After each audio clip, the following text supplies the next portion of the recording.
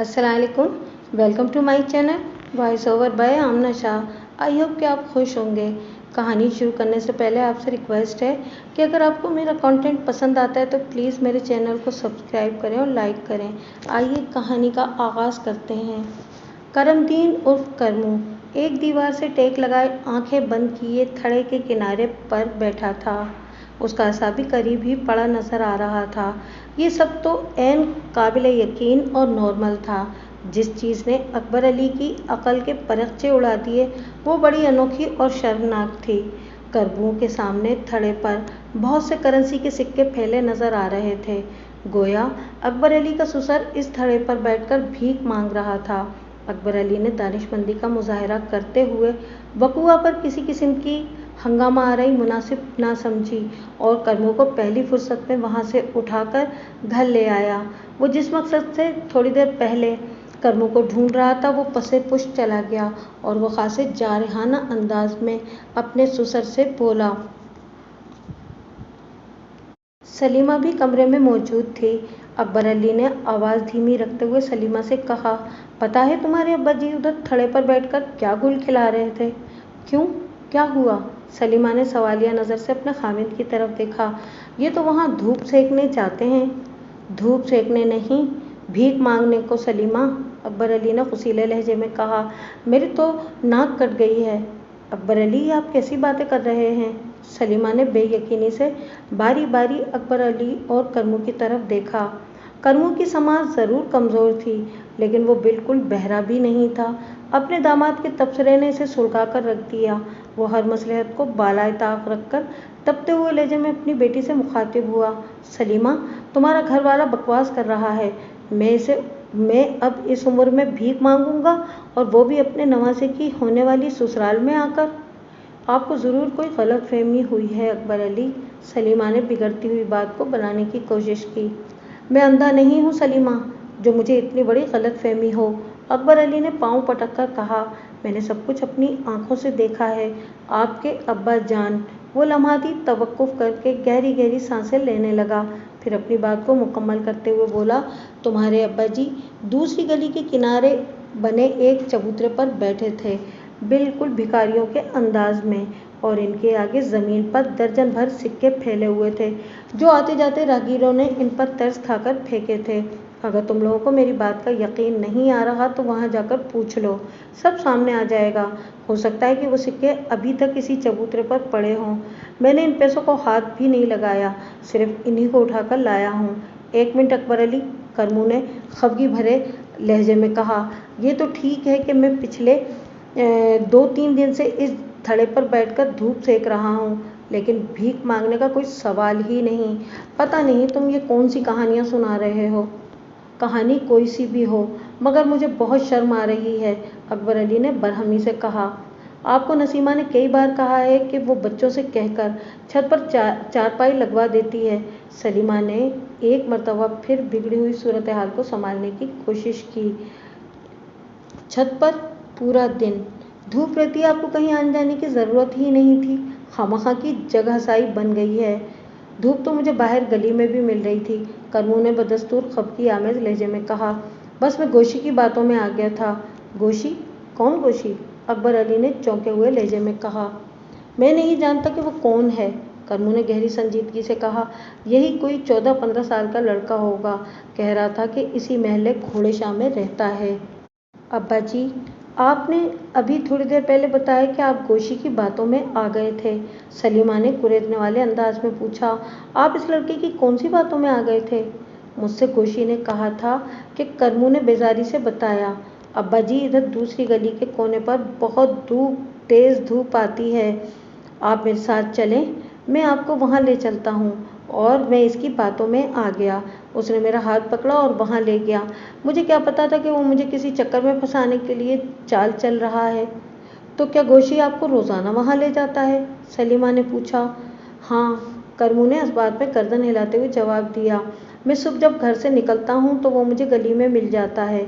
वो मेरा हाथ पकड़कर इस थड़े तक ले जाता है जहाँ बैठकर रोज़ाना मैं धूप सेक रहा हूँ। 4-5 घंटे के बाद वो मेरा हाथ पकड़कर वापस यहाँ छोड़ जाता है। तो आपको कुछ पता नहीं कि लोग उधर आपको भिखारी समझकर भीख दे रहे थे? सलीमा ने दुखी लहजे में अपने बूढ़े बाप से इस्तफसार किया। तू भी जल्दी हो गई है सलीमा, करीमू ने खफगी आमेज लहजे में कहा। अगर मुझे पता होता कि वो शैतान भीख मंगवाने के लिए मुझे वहाँ बिठाता है तो क्या मैं खामोशी से वहाँ बैठा रहता? वो लम्हे भर के लिए खामोश हुआ, फिर एक गहरी सांस खारिज करके बोला, लोग तो वहाँ से गुजरते रहते थे और बाज़ लोग रुक भी जाते थे, लेकिन मुझे क्या पता कि वो मुझे भिखमंगा समझकर भीख देने के लिए रुकते हैं। आप लोगों को तो पता ही है मुझे बहुत ही धुंधला नज़र आता है, और इस बदमाश गोशी ने भी मुझे इस बारे में कुछ नहीं बताया। हालांकि इस दौरान में वो मेरे पास ही बैठा रहता था और छोटी छोटी बातें करता रहता था। आपने खामख़ा अब्बा जी की नीयत पर शक किया, सलीमा ने अपने शौहर की तरफ देखते हुए शाकी लहजे में कहा। इन बेचारों को तो पता ही नहीं कि गोशी इनके साथ कौन सा खेल खेल रहा है। यकीन करो सलीमा, वो मंजर देखकर मेरा दिमाग ख़राब हो गया था। अकबर अली माजरत खाना अंदाज में वजाहत करते हुए बोला, मुझे इस बात का सख्त अफसोस और नदामत है कि मैंने चाचा जी को गलत समझा। फिर वो बराह रास्त करमू से मुखातिब होते हुए बोला, चाचा जी आप मुझे माफ़ कर दें। सियानों ने इसीलिए कहा है कि पहले तोलो फिर बोलो, करमू ने ठहरे हुए अंदाज में कहा। तुमने तो बिल्कुल उल्टा कर दिया अकबर अली, पहले जो जी में आया बोल दिया, अब तराजू और बाट लेकर बैठ गए और अपनी बातों को तोलने की कोशिश कर रहे हो। मैं तस्लीम कर रहा हूँ ना कि मुझसे खता हो गई, अकबर अली ने नदामत आमेज अंदाज में कहा। अगर मुझे अपनी गलती का एहसास हो गया है तो आप भी दरगुजर कर दें अकबर अली, करमू ने संजीदगी से कहा। मैं तुम्हें एक ही शर्त पर माफ़ कर सकता हूँ। कौन सी शर्त? अकबर अली ने चौंक कर अपने ससुर की तरफ देखा। सलीमा ने करमू से पूछा कि अब्बा जी आप कैसी शर्त की बात कर रहे हैं? मैं कोई तुम्हारे खामिद को शाही किला सर पर उठाने के लिए नहीं कह रहा हूँ जो तुम इसके लिए इतनी फिक्रमंद हो रही हो, करमू ने शिकायती लहजे में कहा। मेरी शर्त ऐसी है कि इसे पूरा करने के लिए हलबैल नहीं लगेंगे। यही तो मैं भी पूछ रहा हूँ चाचा जी, अकबर अली ने मादिल अंदाज में कहा। बताएं तो सही आप उसे क्या चाहते हैं? हाँ अब्बा जी, सलीमा ने अपने शौहर की हाँ में हाँ मिलाते हुए कहा।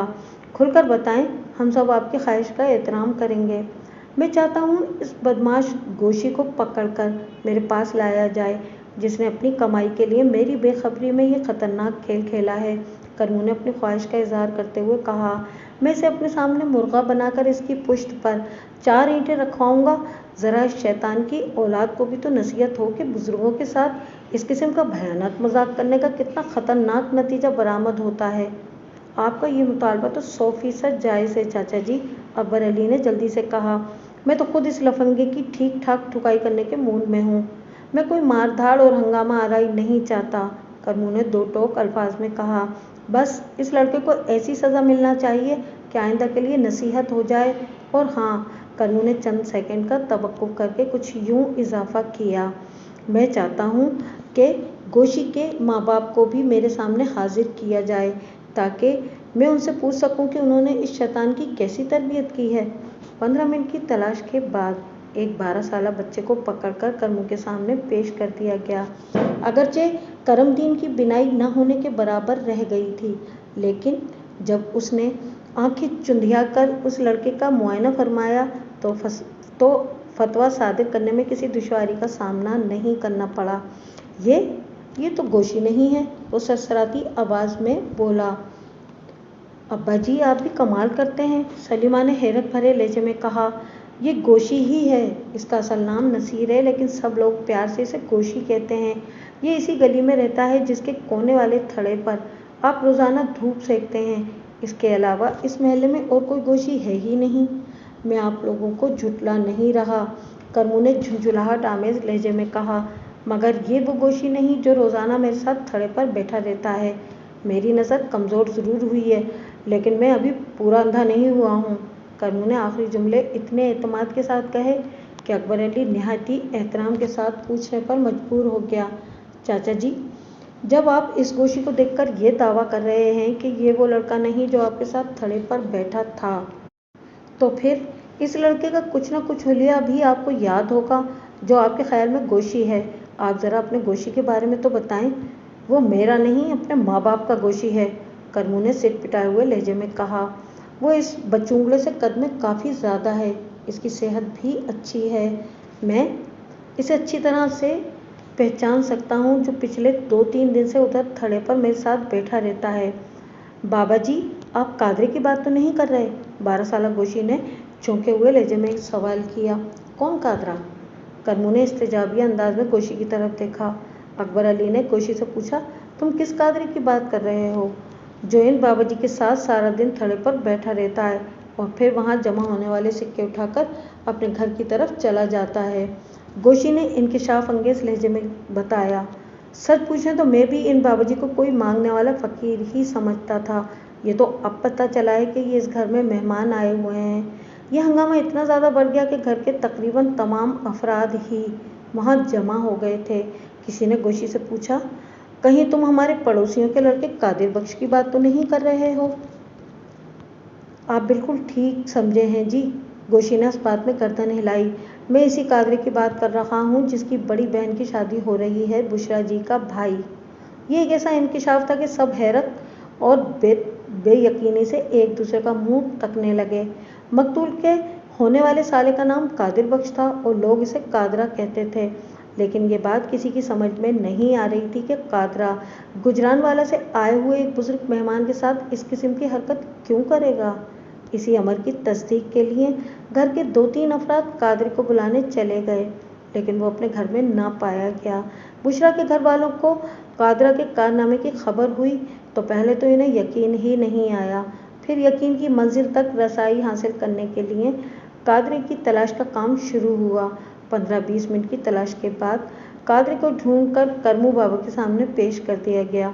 करमू ने इसे देखते ही पहचान लिया और बड़े वसूख से बोला, वो लफंगा यही है जो खुद को गोशी कहता था और मुझे रोज़ाना अपने साथ थड़े तक ले जाता था।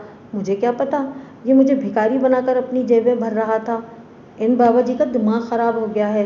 कादिर बख्श और कादरे ने अपना दिफा करते हुए कहा, मैंने इनके साथ ऐसा कुछ नहीं किया। तुम झूठ बोल रहे हो कादरे, गोशी ने जारहाना अंदाज में कहा। मैंने खुद अपनी आंखों से देखा है, तुम सारे पैसे उठाकर घर ले जाते हो। गोशी, तुम बकवास कर रहे हो। कादरा ने गोशी को आंखें दिखाईं। मुझ पर इल्ज़ाम लगाने से तुम्हें कोई फ़ायदा नहीं होगा। कादरा अपना दिफा तो कर रहा था, लेकिन इसके दलाइल में कोई दम नहीं था। इसके मकरो फरेब का भांडा फूट चुका था। अकबर अली को इस बात की बड़ी तकलीफ थी कि दुल्हन के छोटे भाई ने इनके घर के एक बुजुर्ग के साथ बड़ा घटिया और भयानक मजाक किया था। उसने जब कड़े अंदाज में कादरे से बात-पूछ की तो कादरा बदतमीजी पर उतर आया। जवाब में अकबर अली ने उसके गाल पर एक जन्नाटेदार थप्पड़ जड़ दिया। ये बात छुपने वाली नहीं थी। कादरे के वालिदैन भी वकुआ पर पहुंच गए। सफीना और सदर को इस बात पर देश आ गया कि अकबर अली ने इनके बेटे को थप्पड़ क्यों मारा है। जवाब में अकबर अली ने तपते हुए लहजे में कहा, आपके बदतमीज़ और बदतहजीब बेटे ने जो हरकत की है इस पर तो इस नाखलफ को जिंदा ज़मीन में गाड़ देना चाहिए। मैंने इसे एक तमाचा मार दिया तो कौन सी कयामत आ गई है। हमारा बेटा बेकसूर है, कादरे की माँ सफीना ने कहा। आप लोग खामखा इस पर इल्ज़ाम लगा रहे हैं। ये इल्ज़ाम नहीं, हकीकत है सफीना, सलीमा ने मुतहम्मिल अंदाज में से समझाने की कोशिश की। पहली बात तो ये कि अब्बा जी को इस सिलसिले में झूठ बोलने की ज़रूरत नहीं। फिर तुम्हारे बेटे की कारिस्तानी का एक ऐनी गवाह मौजूद है। गोशी ने खुद अपनी आंखों से कादरे को ये घटिया हरकत करते देखा है। सफदर अली ने अपने बेटे कादिर बख्श से बराह रास्त मुखातिब होते हुए पूछा, कादरे, सच सच बताओ, तुमने ये सब किया है? नहीं अब्बा जी, वो कनखियों से करमू की तरफ देखते हुए बोला। मैं भला ऐसा क्यों करूँगा? मुझे पता है ये बाबा जी गुजरानवाला से मेहमानों के साथ आए हैं।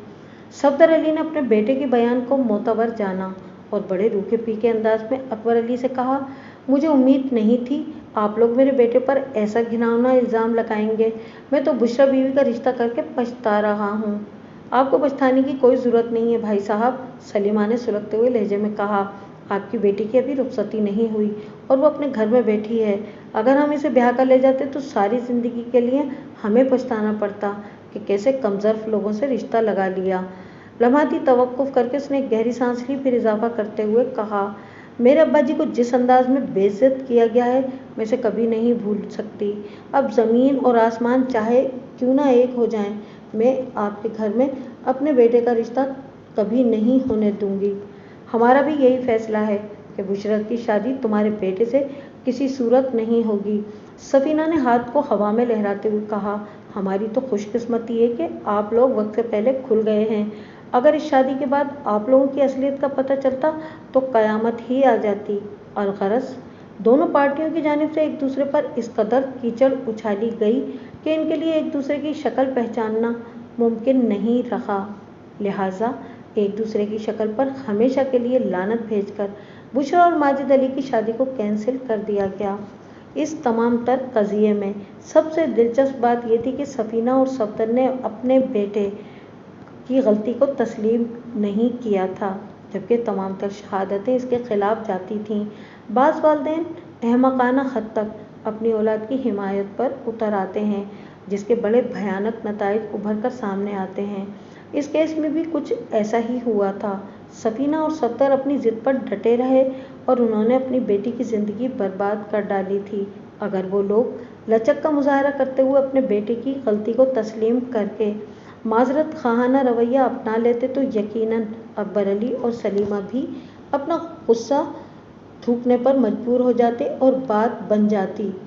शादी वाला मामला तो गया खू खाते। मैंने अपने सामने बैठे हुए 3 अफराद की तरफ देखते हुए कहा, इसके बाद तुम लोगों ने लाहौर में क्या किया? करना क्या था जी, अकबर अली ने दुखी लहजे में बताया। वहाँ जितना बड़ा हंगामा हो गया था, इसके बाद वहाँ मज़ीद रुकना बेवकूफ़ी ही होता। लिहाजा हमने वापसी की तैयारियां शुरू कर दी। मैंने माजिद को रेलवे स्टेशन टिकटें लेने भेज दिया। आने को तो हम बस के ज़रिए भी वापस आ सकते थे। घोड़े शाह से बसों का अड्डा बादामी बाग और रेलवे स्टेशन तकरीबन एक जैसे फासले पर है, लेकिन हम चूँकि लगभग 2 दर्जन अफराद थे, इसलिए ट्रेन ही में आराम से आ सकते थे। अगर वो बदमज़गी ना होती तो हम आज शाम में यहाँ पहुँचते, असगर अली ने बोझल आवाज़ में कहा, और दूल्हा दुल्हन भी हमारे साथ होते। तकदीर में जो लिखा हो वो होकर रहता है थानेदार साहब, सिद्दीक ने एक ठंडी सांस खारिज करते हुए कहा। माजिद की किस्मत में वो शादी थी ही नहीं। शादी गई जहन्नम में, अकबर अली भर्राई हुई आवाज़ में बोला। मेरा तो जवान जहान बेटा ही नहीं रहा। पता नहीं किस मनहूस की नज़र खा गई मेरे माजिद को। इस केस का पस मंज़र तो खुलकर सामने आ गया था।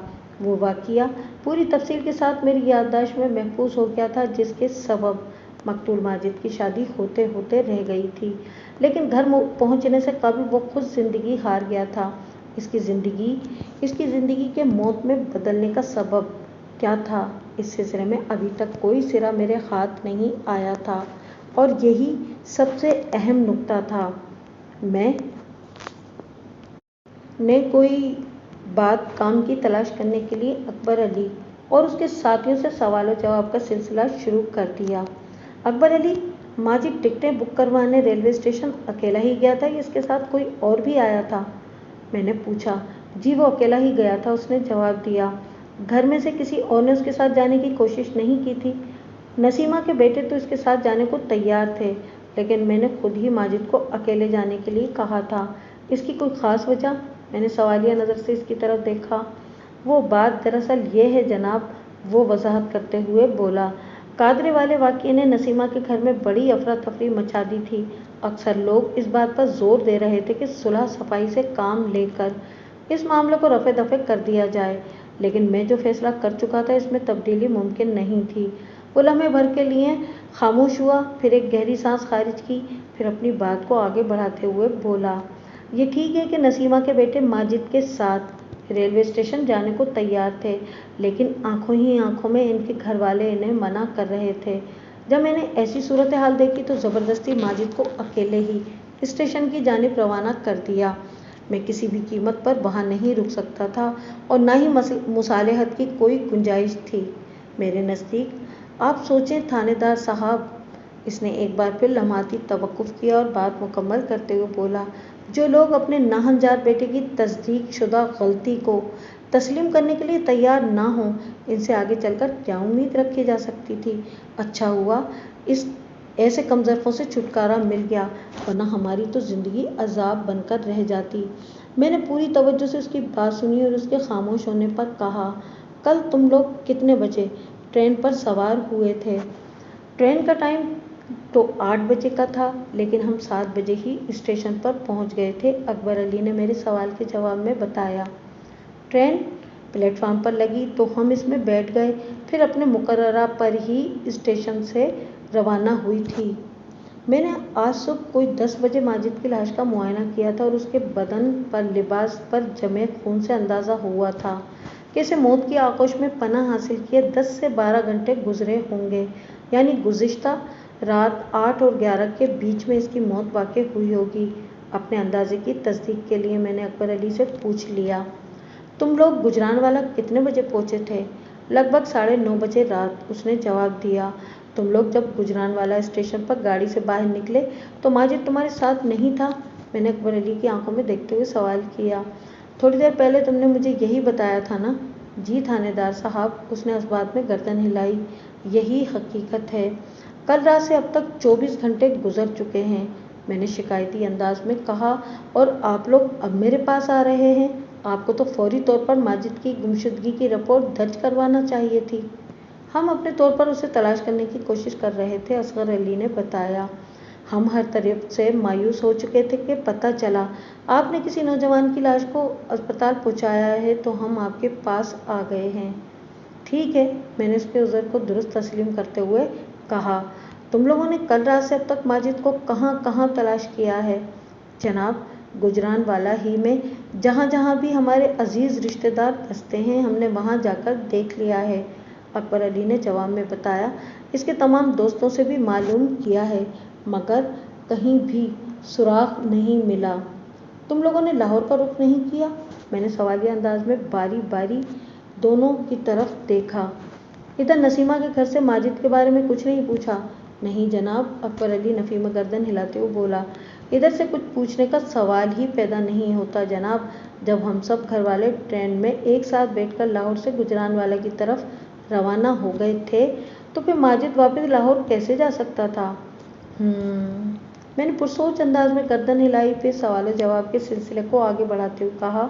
अकबर अली, आप लोगों को पहली बार किस वक्त एहसास हुआ था कि माजिद आपके साथ नहीं?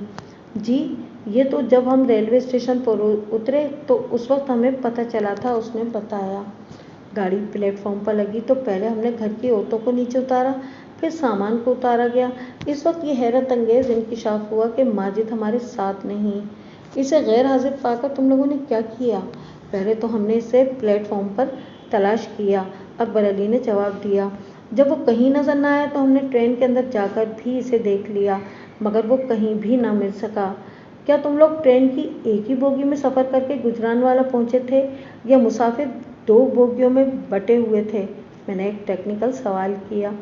खुशकिस्मती से मैं एक ही बोगी की हमें टिकटें मिल गई थीं, उसने बताया, और हम सब लोग एक ही बोगी में बैठकर लाहौर से गुजरानवाला पहुंचे थे।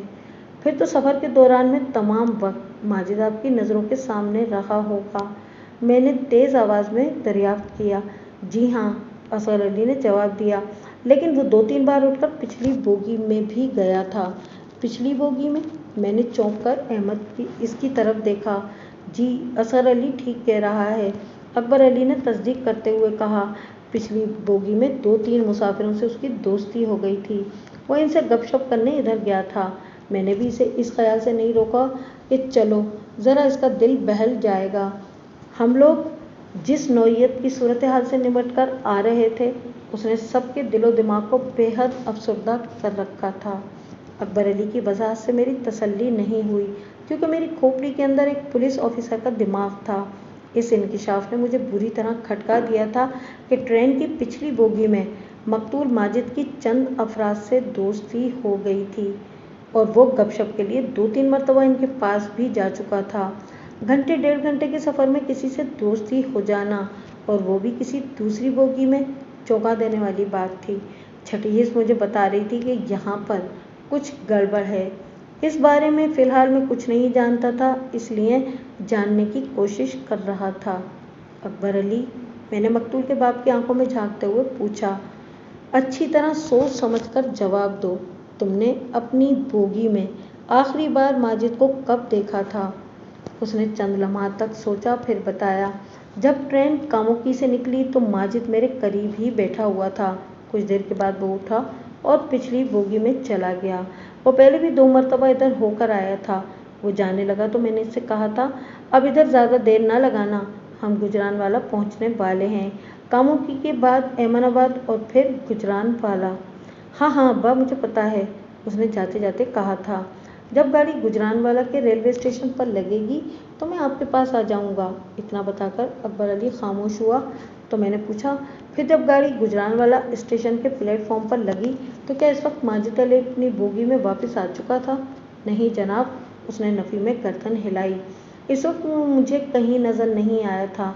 मैंने ये सोचकर औरतों और सामान को नीचे उतरवाना शुरू कर दिया कि वो कोई बच्चा नहीं, खुद ही उतर जाएगा। लेकिन जब हम सब सामान के साथ नीचे उतर चुके तो वो गायब था।